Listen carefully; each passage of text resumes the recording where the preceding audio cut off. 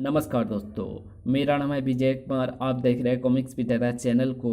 तो चलिए दोस्तों, हम लोग कॉमिक्स पढ़ रहे थे नागराज और पापराज। इसका पहला पार्ट मैंने अपने चैनल पर अपलोड कर दिया है।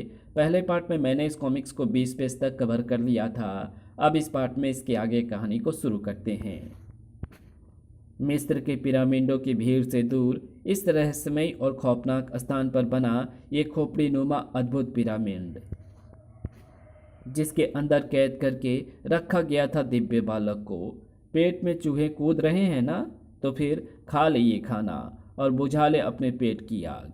दिव्य बालक ने जो घूर कर देखा खाने की प्लेट की तरफ, तो टूट गई प्लेट और फर्श पर बिखर गया रक्त मिला खाना। जहरीली प्रतीत हुई उसे अबोध के अधरों पर खेलती मोहक मुस्कान। कब तक ऐसे रहेगा? खाना नहीं खाएगा तो भूखा मर जाएगा तू। पूर्ववत मुस्कुराते हुए उस मासूम ने अपनी जेब से निकाल ली वो पत्तियाँ और उनमें से एक पत्ती तोड़कर मुंह में रख ली। ओ देखें, इन पत्तियों को खाकर कब तक जिंदा रहता है तू। नागराज, जिसने आज एक बार फिर कदम रखा था मिस्र की धरती पर, एक बार फिर काहिरा आ पहुंचा था नागराज। एयरपोर्ट से बाहर आकर मतंगा वापस लौट गया। रह गए नागराज और सौडांगी। मिस्र तो हम आ गए हैं नागराज। अब तलाश करनी है दिव्य बालक के अपहरणकर्ताओं के मुखिया की। टॉमी टंग आज फिर अपने साथियों के साथ वो बदला हुआ था अद्भुत गोलोई के उस रूप में, और आज उसका निशाना था काहिरा स्थित बैंक ऑफ इजिप्ट।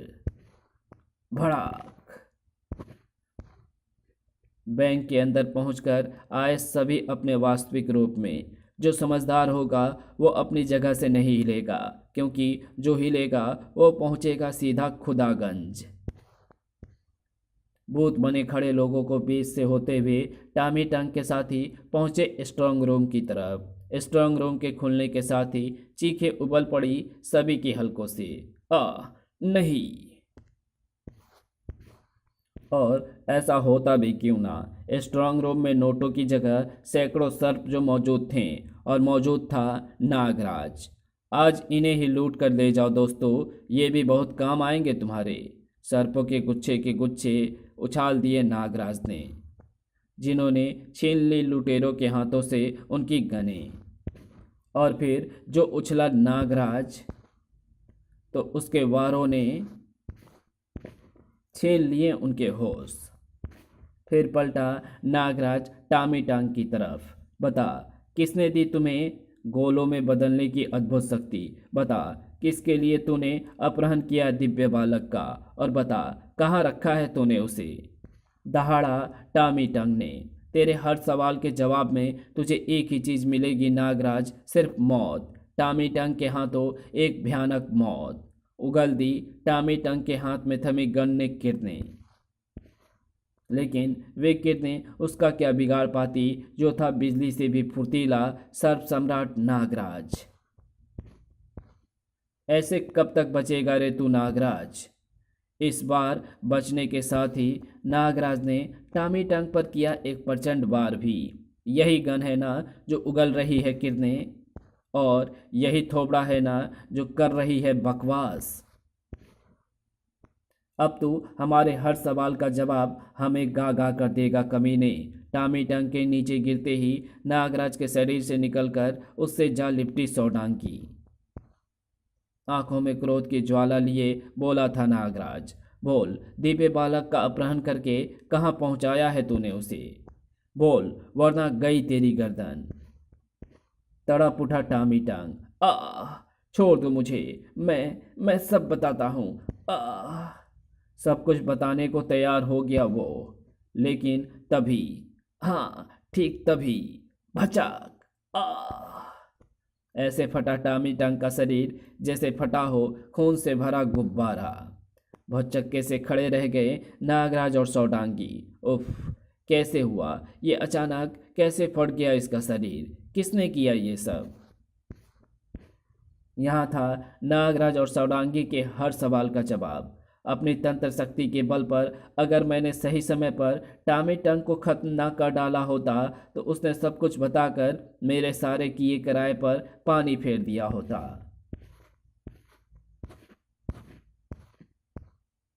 चिंताओं की सैकड़ों रेखाओं से भर गया पापराज का चेहरा। नागराज दिव्य बालक की खोज में निकल पड़ा है और नागराज जिसके पीछे पड़ जाए उसे पाताल से भी खोद निकालता है। इसलिए इस दिव्य बालक को खत्म करना अब बहुत ज़रूरी है। लेकिन ऐसा हो कैसे, कैसे खत्म किया जाए उसे? अचानक धमाका सा हुआ पापराज के मस्तिष्क में। देवता के पास ही है दिव्य बालक को खत्म करने का उपाय, दूसरा उपाय। एक पल बाद ही देवता की प्रतिमा के सामने खड़ा गिड़गिड़ा रहा था पापराज।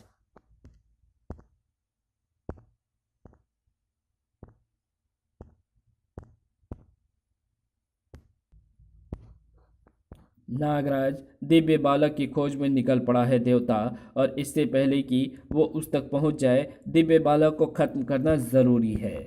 उसे तत्काल खत्म करना होगा देवता, दूसरा उपाय बताइए। देवता ने बताया, दूसरा उपाय, दिव्य बालक को खत्म करने के लिए तुम्हें पवित्र खंजर प्राप्त करना होगा पापराज। ऐसे उछला पापराज जैसे दहकता अंगारा बन गई हो उसके कदमों तले की धरती। पवित्र खंजर? लेकिन पवित्र खंजर मुझे प्राप्त कैसे होगा देवता? पवित्र देवता, खोंसू के जिस मंदिर में वो रखा है, मेरी शैतानी शक्तियाँ तो उसके आसपास भी नहीं फटक सकती।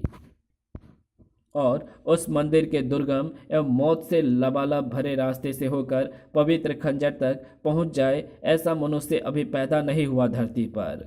गलत, एकदम गलत। पृथ्वी पर एक ऐसा मनुष्य है जो पवित्र खंजर के बीच में आने वाली हर मुसीबत को धत्ता बताकर उस तक पहुंच सकता है। कौन है वो मनुष्य? मुझे बताइए देवता, मुझे बताइए। उतावलेपन का जैसे दौड़ा पड़ गया था पापराज पर। और तब जब देवता ने बताया पवित्र खंजर को प्राप्त करने वाले का नाम, तो फट पड़ी पापराज की आंखें, सन रह गया उसका दिमाग। वो लेकर आएगा खंजर? हाँ, लेकिन हमें शक है कि तुम उसे खंजर लाने के लिए मजबूर कर पाओगे। शब्द नहीं, जैसे धड़कता लावा निकला पापराज के मुंह से। अगर खोंसू के मंदिर से पवित्र खंजर लाने वाला वही है तो वो जरूर जाएगा देवता। इतना मजबूर कर दूंगा मैं उसे कि पवित्र खंजर के साथ वो अपने प्राण भी लाकर मेरे कदमों में डाल देगा। अंगारे सा धधक रहा था पापराज का चेहरा। इधर काहिरा के 5 स्टार होटल अल हबीबा में रात काफ़ी हो चुकी है सौडांगी, अब सो जाओ। कल सुबह दिव्य बालक को ढूंढने का कोई और साधन ढूंढेंगे। Okay Nagaraj, good night. कुछ ही पलों के बाद गहरी नींद में सो चुके थे नागराज और सौडांगी। अचानक वहां गूंजी उस चीख ने उछाल दिया नागराज को। नागराज! आह! सौडांगी क्यों चीखी वो? जब नागराज को पता चला सौडांगी की चीखने का कारण तो सनसना उठा वो। सौडांगी! नागराज! सौडांगी की तरफ बढ़े नागराज के कदमों से आ लिपटी वो अजीब सी रस्सी और धड़ाम से नीचे आ गिरा नागराज। तुम्हारा 1 इंच भी आगे बढ़ना सौडांगी को मौत के मुंह में ले जाएगा नागराज। उफ! नागराज को दिखाई दिया वो रहस्यमयी आवाज, रहस्यमयी शख्स। कौन हो तुम? क्या चाहते हो? पापराज क्या चाहता है ये भी अभी पता चल जाएगा। पापराज के इशारे पर जकड़ लिया गया नागराज को और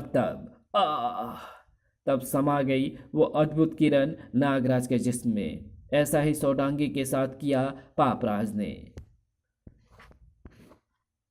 और फिर बोला वो जटिल स्वर में, जो किरण तुम दोनों के शरीर में समा गई है नागराज, वो तुम्हारे शरीर में दौड़ते जहर को गुजरते पल के साथ पानी करती चली जाएगी। नामो निशान मिटा देगी वो तुम्हारा, खत्म कर डालेगी वो तुम्हें। अब इस मौत से बचने का एक ही उपाय है नागराज, तुम्हें देवता खोंसू के मंदिर से पवित्र खंजर लाना होगा। सिर्फ पवित्र खंजर के छूने से ही तुम्हारे शरीर से उन किरणों का प्रभाव समाप्त हो सकता है। अब तुम्हारी और सौडांगी की जिंदगी तुम्हारे हाथ में है नागराज। या तो पवित्र खंजर ले आओ या फिर तड़प तड़प कर मरने की तैयारी कर लो।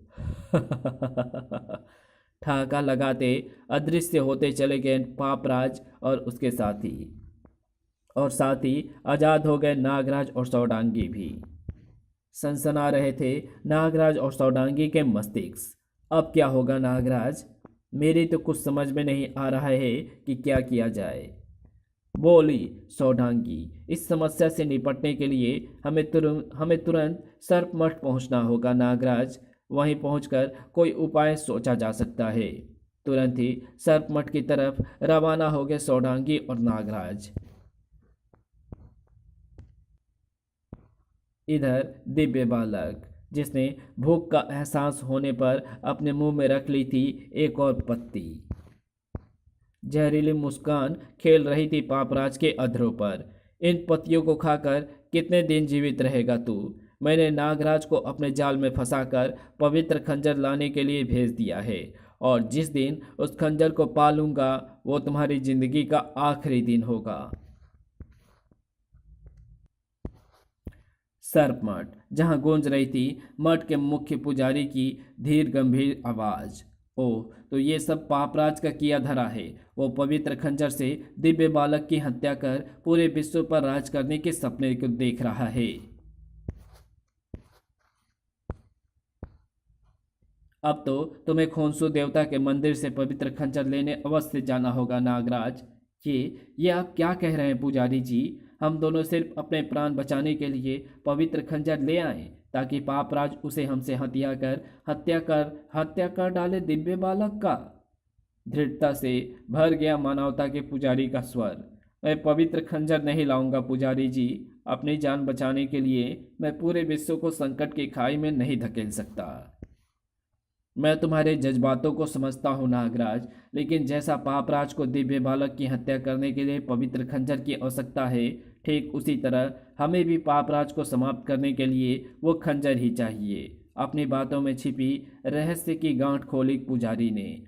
पापराज सैकड़ों शैतानी शक्तियों का स्वामी है। उसे और उसकी शक्तियों को सिर्फ पवित्र खंजर से ही समाप्त किया जा सकता है। इसलिए पापराज से ज़्यादा हमें इस खंजर की आवश्यकता है। अगर ऐसा है तो मैं पापराज की मौत को जरूर लाऊंगा। खोंसू देवता के मंदिर से पवित्र खंजर हर हाल में बाहर आएगा, चाहे इसके लिए मुझे मौत को भी बेमौत क्यों ना मारना पड़े। तुरंत ही सौडांगी के साथ निकल पड़ा नागराज उस स्थान की तरफ जो था खोंसू देवता का मंदिर। पवित्र खंजर प्राप्त करने तुम यहाँ आ तो चुके हो नागराज, लेकिन उस तक पहुँचने वाली उन मुश्किलों को पार भी कर पाओगे जिन्हें मौत के नाम से पुकारा जाता है। सफर पर निकल चुका हूँ पुजारी जी। मंजिल के रूप में जिंदगी मिलेगी या मौत, ये तो वक्त ही बताएगा। मैं भी तुम्हारे साथ चलूंगी नागराज। हाँ सौडांगी, किंतु नाग रूप में। सौडांगी समा गई नागराज के जिस्म में। खोंसू मंदिर के सामने पहुंचा नागराज। पहाड़ की तरह सामने खड़ी इस दीवार ने रोक रखा है अंदर जाने का रास्ता। लेकिन इस दीवार में रास्ता होगा कहाँ? रास्ते की खोज में दीवार के जर्रे जर्रे की खाक छानने के बाद भी निराश ही हुआ नागराज। क्या मैं इस दीवार के अंदर घुसने का रास्ता कभी ढूंढ पाऊंगा? अचानक एक विचार कौंधा नागराज के मस्तिष्क में। ओह, यह आइडिया पहले दिमाग में क्यों नहीं आया? नागराज उड़ाने लगा विस्फुंकार का तूफान सा। हवा के साथ दीवार में समाने लगी विस्फुंकार की पतली लकीर भी। हवा अपना रास्ता बना ही लेती है। फिर नागराज ने लगा दी पूरी शक्ति और प्राप्त की सफलता। अब मंदिर के अंदर था नागराज, लेकिन आगे बढ़ने से पहले ही उसे सुनाई दी सैकड़ों अजगरों के एक साथ फुफकारने की आवाज। फूं! घुमा नागराज और सन रह गया। ओह नहीं! इधर नागराज की पहली सफलता की खबर पाकर ही नाच उठा था पापराज। वाह! नागराज मंदिर में प्रवेश करने में सफल हो गया। इसका मतलब हुआ सफलता नागराज के कदम अवश्य चूमेगी। शाबाश नागराज, बढ़े जाओ बढ़े जाओ। कैसे बढ़ता नागराज? उसके तो कदम ही उखड़ चुके थे। भड़ाक! नागराज जैसे जवान की रूह फना हो गई थी तब जब उसे नजर आया वार करने वाला। उफ, मम्मी, सैकड़ों वर्षों से सुरक्षित रखी गई लाश, ये मुझे भी लाश में बदल देगी अगर मैंने इसे खत्म ना किया तो। इस कहानी को यहीं समाप्त करते हैं। इसके आगे कहानी पढ़ेंगे इसके पार्ट 3 में, तो मिलते हैं इसके तीसरे पार्ट में। तब तक के लिए बाय। अगर आपको ये वीडियो पसंद आई हो तो इस वीडियो को लाइक शेयर कमेंट ज़रूर कर देना। Thanks for watching my videos.